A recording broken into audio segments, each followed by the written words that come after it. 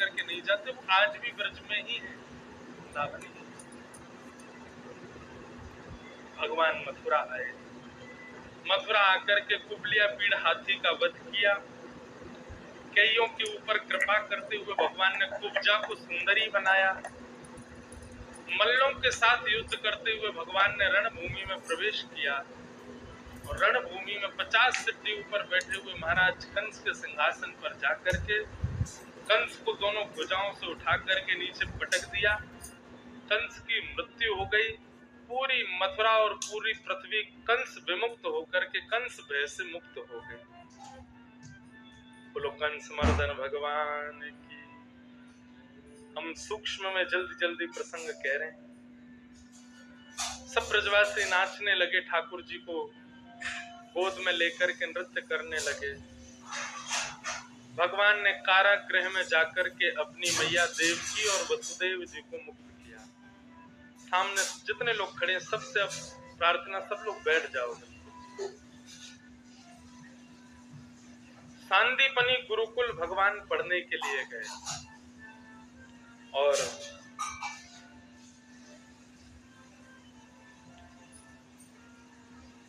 वहीं ठाकुर जी को परम मित्र श्री सुदामा जी महाराज, उनसे भेंट हुई। भगवान अपनी विद्या पूरी करके वापस मथुरा पधारे। मथुरा आकर के ठाकुर जी का नाम अब बहुत बड़ा हो गया। मथुराधिपति देवकी नंदन वसुदेव नंदन ब्रज गुरुचंदन श्री कृष्ण चंद्र जी महाराज। ठाकुर जी मथुरा में निवास करते हैं, परंतु रोज अपने कक्ष में जाकर के खिड़की से वृंदावन को देखते हैं, वृंदावन को याद आता। बंधुओं एक बात सुनो, परब्रह्म कभी मोह में नहीं पड़ता, परब्रह्म कभी आसक्ति में नहीं पड़ता। वो परब्रह्म इसीलिए है क्योंकि वो मोह और आसक्ति से परे है। परंतु प्रेम में इतनी सामर्थ्य है कि वो परब्रह्म को भी मोह में डाल देते हैं, परब्रह्म को भी आसक्त कर लेता है प्रेम। ठाकुर जी रोज मथुरा में अपने भवन की खिड़की से खड़े होकर के वृंदावन को देखते हैं, यशोदा मैया को याद करते हैं, नंद बाबा को याद करते हैं, सब ब्रजवासियों को याद करते हैं। आज देवकी मैया अपने हाथों से थाल सजा करके ले गई ठाकुर जी के प्रसाद का। इतना बड़ा है वो मेरो लाला, मैंने कभी अपने हाथन से नहीं जिमायो, आज अपने हाथन से पवाऊंगी लाला को। थाली सजा करके जैसे ही मैया लेकर के गई, ठाकुर जी आसन पर विराजमान हुए। जैसे ही थाली को देखा और थाली में रोटी देखी, सब्जी आदि सब सुंदर व्यंजन देखे, पर वहीं छोटी सी कटोरी में थोड़ा मक्खन मिश्री जैसे ही देखो, ठाकुर जी को तो यशोदा मैया की याद आने लगी, रुदन करने लगे और बार बार बस नेत्र बंद करके आंसू निकालते हुए बस यही कह रहे, मैया तू कहाँ है, मैया मुझ को तेरी बड़ी याद आ रही है, मैया तू कहाँ है। देवकी मैया ने एक बार कहा, लाला मैं यही तो हूं। ठाकुर जी ने एक बार नेत्र खोल करके देखा और देवकी को देख करके पुनः नेत्र बंद करके रोने लगे। देवकी को बहुत अच्छा नहीं लगा, जन्म तो मैंने ही दिया है, पुत्र तो मेरा ही है, परंतु अभी भी यशोदा की इतनी याद आती है कन्हैया को।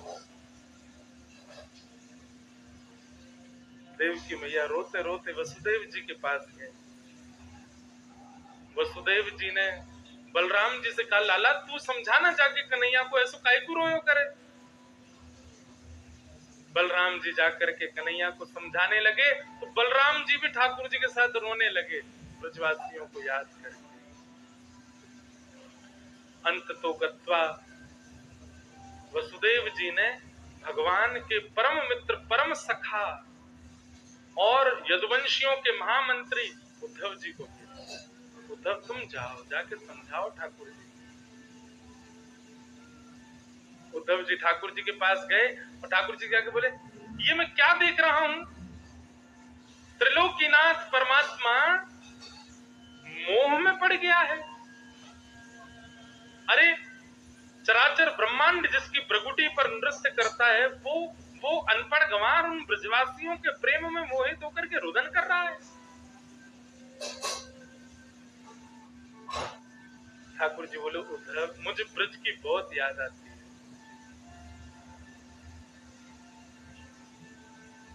तू ब्रज चला जाना। मुझे ब्रज की याद इसलिए आती क्योंकि वो लोग मुझे याद करते हैं। वे मेरे को याद करना बंद कर देंगे तो निश्चित ही मेरे चित्त में भी उनकी स्मृति नहीं आई। बंधुओं, प्रेम का एक स्वरूप होता है। आप जब अपने प्रेमी का स्मरण करते हैं, आप जब वृंदावन बिहारी लाल का स्मरण करते हैं, आप जब राधा रमन लाल जी का स्मरण करते हैं, स्मरण तक यदि आप सीमित हो तब तो सामान्य बात है, पर स्मरण होते होते यदि नेत्रों से अश्रु आने लग जाए ना, तो यह समझ जाना ठाकुर जी भी आपको याद कर रहे हैं। ठाकुर जी भी आपका स्मरण कर रहे हैं, तभी नेत्रों से अश्रु निकल रहे हैं। प्रेमी स्मरण करता है तभी उसके स्मरण में अश्रु आते हैं। ठाकुर जी उद्धव से बोले, उद्धव तू ब्रजवासियों को जाकर के समझा देना कि वो मुझे याद ना किया करें। वो मुझे याद करना बंद कर देंगे तो मैं उनको याद करना बंद कर दूंगा। उद्धव जी बोले, मैं चला जाता हूं, मैं ऐसा ज्ञान का पाठ पढ़ा करके आऊंगा, ब्रजवासी सब भूल जाएंगे आपको, कोई याद नहीं करेगा आपको। ठाकुर जी कह रहे हैं, उद्धव मेरी मैया को एक संदेश दे दी। हमारे ब्रज में ब्रज के रसिक गाते हैं, ठाकुर जी पत्र लिख करके मानो उद्धव से कह रहे हैं कि तू जाके ब्रज में ये कह दियो,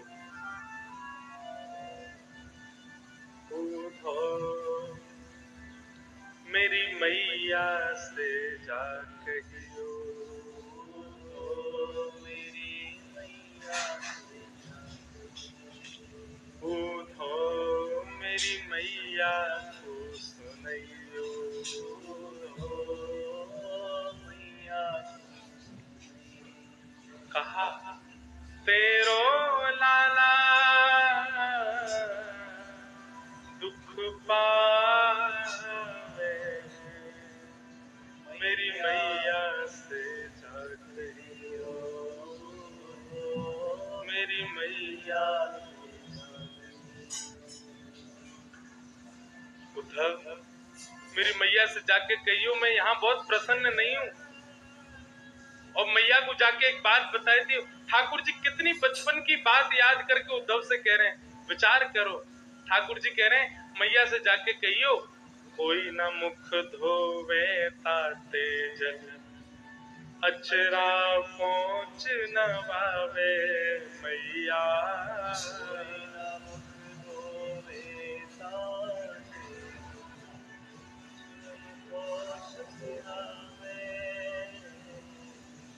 माखन रोटी नाम ना जाने, माखन रोटी नाम न जाने, कनुआ कहे मोए कोई न बुलावे, मेरी मैया से जा कहियो, मैया। बाबा नंद अंगुरिया कही गही, पायन चलन सिखावे, बाबा नंद अंगुरिया कही गही, पायन चलन सिखावे, हाको जान कन्हैया मेरो, हाको जान कन्हैया मेरो, गोद उठाए हृदय सो लगावे, मेरी मैया से जा कहियो, मेरी मैया। तो पता है ब्रज में मैं रोज नहाता थोड़े ही हूँ। उद्धव को बता रहे हैं ठाकुर जी। उद्धव कह रहे हैं तो बोले सवेरे सवेरे उठाए के मैया ताते जल मतलब गर्म पानी, ताते जलते मेरा मुंह धो देती और अपने अपने साड़ी के एक उपरना से मेरा मुंह पहुंच देती और मुझे कहती लाला रोज रोज नहाएगो तो जुकाम है जाएगो, तू तो ऐसे ही रहो कर, और रोज नहावे ना तो नजर लग जाए, काउ जना नवाए दियो तो जन का होएगो तेरे संग, तू तो ऐसे ही डोल। उद्धव वो है यशोदा मैया। नंद बाबा कैसे हैं?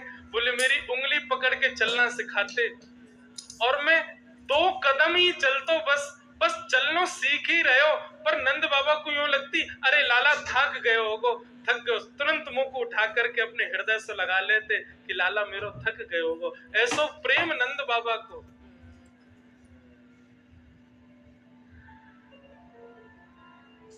कहर जन जाओ दो आज ही जाओ ब्रज मंडल, कहर जन जाओ आज ही जाओ ब्रज मंडल। आवत है याद गोप गोपिन की, आवत है याद गोप गोपिन की, उठते ही पीर सतावे, मेरी मैया से जा कहियो, मेरी मैया से जा कहियो। उद्धव तुम जाओ ब्रजमंडल, ब्रज जाकर के सब ब्रजवासियों को मेरा सब ब्रजवासियों से मेरी सुध लेके आओ। बहुत बड़ा प्रसंग है। उद्धव जी महाराज ब्रजमंडल गए, गोप ग्वाल सब ब्रजवासियों से मिलकर के उद्धव जी 6 महीना तक ब्रज में ही पड़े रहे। ठाकुर जी से कह के गए थे शाम को आ जाऊंगा, 6 महीना तक लौट करके नहीं आए। और 6 महीना बाद जब उद्धव जी लौट करके आए, सीधे ठाकुर जी के कक्ष में गए और कक्ष में जाके ठाकुर जी को हाथ पकड़ के बोले चलो मेरे संग, तुम रहोगे वृंदावन में, अरे वैकुंठ का राज्य किसी और को दे दो, त्रिलोकीनाथ किसी और को बना दो, भगवान की पदवी किसी और को दे दो, आपको मेरी सौगंध है, ब्रज छोड़ करके कहीं मत जाओ, आपके लिए सर्वश्रेष्ठ स्थान यदि रहने के लायक कुछ है तो नाथ वो ब्रजमंडल, आप तो ब्रज में ही रहो, कहीं मत जाओ, ये भगवान की पदवी किसी और को दे दो, कोई और संभाल लेगा तीनों लोगों को, पर आप तो इन ब्रजवासियों के पास रहो नाथ, यही आपके अधिकारी हैं और कोई आपका अधिकारी नहीं। उद्धव की बात सुनकर के ठाकुर जी उद्धव को हृदय से लगाए और कहा उद्धव बस अब ठीक हो गया सब काम। बोले मतलब? बोले आगे की यात्रा में मैं चाहता था कि ब्रज कैसे भी मेरे साथ रहे, और अब तेरे अंदर ब्रज आ गया है, अब तू मेरे साथ रहेगा तो मुझे लगेगा ब्रज मेरे संग ही है, अब तू बस मेरे, तुझे पढ़ाने के लिए वृंदावन भेजा था मैंने। बंधुओं, अर्जुन और उद्धव ये 2 सखा हैं भगवान के, पर दोनों में विशेष उद्धव है। क्यों? अर्जुन को पढ़ाया ठाकुर जी ने, उद्धव को तो किशोरी जी ने पढ़ाया है, उद्धव तो श्री जी से पढ़ करके आया। अद्भुत है उद्धव गोपी संवाद, हम प्रणाम करते हैं। मथुरा पर अब हम जल्दी जल्दी चलें, द्वारिका लीला में। मथुरा में जरासंध ने चढ़ाई कर दी, भगवान ने 17 बार जरासंध को हरा दिया, 18वीं बार जरासंध ब्राह्मणों की सेना लेकर के आया। भगवान ने जैसे देखा ब्राह्मणों की सेना लेकर के आया है तो ठाकुर जी रण छोड़ करके भाग गए। बोलो रण छोड़ राय भगवान की। जैसे हम लोग वृंदावन रसामृत पद गाते हैं ना, ऐसे द्वारिका में जब हम कथा करते हैं तो वहां एक पंक्ति और गाते हैं, उसमें क्या? विप्रधेनु संतन के कारण रण छोड़ो ब्रजनाथ। किसके लिए रण छोड़ा ठाकुर जी ने? ब्राह्मणों के लिए, क्योंकि जरासंध ब्राह्मणों की सेना लेकर के गया था। विप्रधेनु संतन के कारण रण छोड़ो ब्रजनाथ, गोमती तट द्वारवती पधारो, गोमती तट द्वारवती पधारो, कहलायो द्वारिका नाथ, वृंदावन प्यारो वृंदावन। वृंदावन मेरो वृंदावन। हमने हमारी जहां जहां कथा होती है वहां की एक पंक्ति जोड़ देते हैं इसमें। अभी परसों से हमारी हिसार में जगन्नाथ रस कथा है, 4 दिन जगन्नाथ जी की कथा सुनेंगे, तो वहां रोज एक पंक्ति इसमें गाई जाएगी। क्या? बलभद्र और सुभद्रा संग विराजे जग के नाथ। बलभद्र और सुभद्रा संग विराजे जग के नाथ। रथ आरूढ़ भये नंद नंदन, रथ आरूढ़ भये नंद नंदन, कहलाए जगत के नाथ। वृंदावन प्यारो वृंदावन, ओ वृंदावन प्यारो वृंदावन। हे श्री वृंदावन मेरो वृंदावन, वृंदावन मेरो वृंदावन। तो ठाकुर जी द्वारिकाधीश बन गए। बोलो द्वारिकाधीश की। रण छोड़ करके ठाकुर जी द्वारवती पधारे। द्वारिका का असली नाम है द्वारावती, लेकिन क्योंकि सब ब्रजवासी सोए थे मथुरा में, मथुरावासी ही तो द्वारिका पहुंचे, तो सबके द्वार बदल गए। तो सब कहने लगे द्वारिकम द्वारिकम, द्वार कहाँ है, द्वार कहाँ है, इसलिए नाम पड़ गया द्वारिका। और वहां के जो अधीश हैं उनका नाम है द्वारिकाधीश। द्वारिकाधीश बन गए। भीष्मक राजा, पहला विवाह हुआ श्री बलराम जी का। रेवत राजा की पुत्री रेवती के साथ श्री बलराम जी का विवाह हुआ। बोलो रेवती रमण भगवान की। रेवती रमण कौन है? श्री बलराम जी। अब आई ठाकुर जी की बारी। भगवान के ब्याह का प्रसंग बहुत सुंदर है।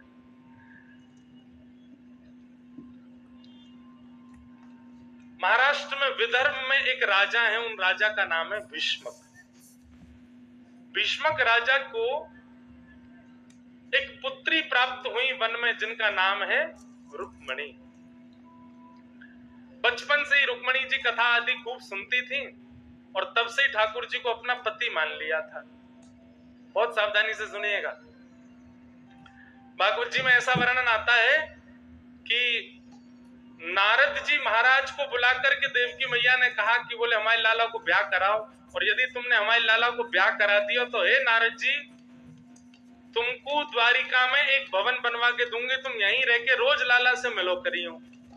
तो इस लोभ में नारद जी को लगा कि जल्दी ब्याह हो ठाकुर जी का, ताकि हमको द्वारिका रहने को मिले। तो ठाकुर जी को जाके खूब सारे प्रस्ताव देते नारद जी। जैसे ही नारद जी आते ना, देखना दर्शन करो कैसी लीला, जैसे ही नारद जी आते सभा में, सोई ठाकुर जी सिंहासन से उठ के कमरा में चले जाते। क्यों? गोपनीय बात होगी। नारद जी बताते दक्षिण में एक कन्या देखी है, उसकी नाक ऐसी है, आंख ऐसी है, आव भाव चार। ठाकुर जी बोले मैया से पूछो। नारद जी कहते लड्डू तो तुम्हारे वो फूटते हैं, एकांत में आके क्यों बात करते हो हमसे? पूछने की इच्छा तो आपकी भी होती है, तो फिर हाँ क्यों नहीं करते हो? नारद जी बोले अब तो कुछ करना पड़ेगा, ठाकुर जी का जल्दी ब्याह होना चाहिए भैया, उम्र निकली जा रही है। तो नारद जी ने क्या देखा? नारद जी भ्रमण करते केवल ये दुख देखने के लिए ठाकुर जी के लिए सुयोग कन्या कहाँ मिलेगी। जैसे ही नारद जी विदर्भ गए तो विदर्भ में नारद जी को रुक्मणी जी दिखी, और रुक्मणी जी देखते ही नारद जी समझ गए, बोले ये तो लक्ष्मी है और ठाकुर जी के पूर्ण योग्य हैं। तो नारद जी ने जाकर के, अब जैसे ही भीष्मक राजा के यहाँ गए तो भीष्मक राजा का स्वभाव था संतों के आते व्यास गद्दी पे बैठाते और सब बैठ के कथा सुनते। तो नारद जी ने देखा रुक्मणी जी बैठी हैं, ठाकुर जी के ही गुण बतावे। बोले द्वारिकाधीश की बाल लीला ऐसी, द्वारिकाधीश की पौगंड लीला ऐसी, द्वारिकाधीश के नेत्र ऐसे, द्वारिकाधीश के कान ऐसे, द्वारिकाधीश के होष्ठ ऐसे। सामने बैठी रुक्मणी नेत्र बंद करके मंत्र मुग्ध हो जाए। जैसे ही मंत्र मुग्ध हो तो नारद जी कथा के बाद कहते बिटिया तुम्हारा ब्याह हो गया? नहीं महाराज जी अभी नहीं। भीष्मक राजा जिनकी हम कथा सुना रहे थे, अगर इनसे आपकी लाली का ब्याह करा दें तो? बोले महाराज वो द्वारिकाधीश हैं, परमात्मा, कैसे ब्याह होगा? बोले आप बस हामी करो, कराने की जिम्मेवारी हमारी। राजा बोले हम रुक्मणी जी से पूछ लें। तो भागवत जी में ऐसा वर्णन है कि रुक्मणी जी से जब पूछा तो रुक्मणी जी ने पहली बार तो मना किया नहीं। क्यों? बोले भैया विवाह प्रसंग में जल्दी हाँ नहीं करनी चाहिए, दो कामों में जल्दी हाँ मत करो, जल्दीबाजी मत करो, एक तो घर बनाने में और एक ब्याह करने में, सोच समझ करके करो दोनों काम। तो रुक्मणी जी ने पहली बार में हाँ नहीं किया। नारद जी महाराज बोले ब्याह तो इनसे ही होगा, तो क्या करें? तो नारद जी ने अपने 20 बड़े बड़े शिष्य बुलाए और 20 को कहा तुमको एक ही काम करना है। बोले क्या? विदर्भ जाओ और जैसे विदर्भ जाओगे भीष्मक राजा व्यासपीठ पे बैठाएंगे, केवल एक ही कथा करनी है। बोले क्या? ठाकुर जी का रूप कैसा, ठाकुर जी के गुण कैसे, ठाकुर जी की लीला कैसी। रुक्मणी के मन में और कुछ आना ही नहीं चाहिए। भागवत जी में वर्णन है 20 व्यास गए और हर एक सप्ताह में एक कथा और कथा पूरी केवल ठाकुर जी की लीला गुण के ऊपर ही हो। सुनते सुनते रुक्मणी जी की स्थिति ऐसी हो गई, अब तो रुक्मणी जी नेत्र भी बंद करती हैं तो भी श्याम सुंदर ही दिखते हैं। रुक्मणी जी किसी सांवली वस्तु को देखती हैं तो कहती हैं श्याम सुंदर ऐसे ही हैं। कहीं मक्खन देख लेती हैं, ओहो जिनकी कथा हम सुनते हैं उनको ये बहुत प्रिय है ना। फिर स्वयं सोचती है मैं बहुत ज्यादा चिंतन नहीं करती इनका, लेकिन ये तो सब नारद जी की ट्रिक थी। अंत तो गत्वा स्थिति ऐसी हो गई कि कृष्ण तन, कृष्ण मन, कृष्ण धन कथा सुन सुन करके रुक्मणी जी के चित्त में ऐसी स्थिति हो गई अब कृष्ण ही चाहिए और कोई नहीं चाहिए। रुक्मणी जी ने भीष्मक राजा से कहा, बोले आपको अगर हमारा ब्याह कराना है तो द्वारिकाधीश से ही करा दो।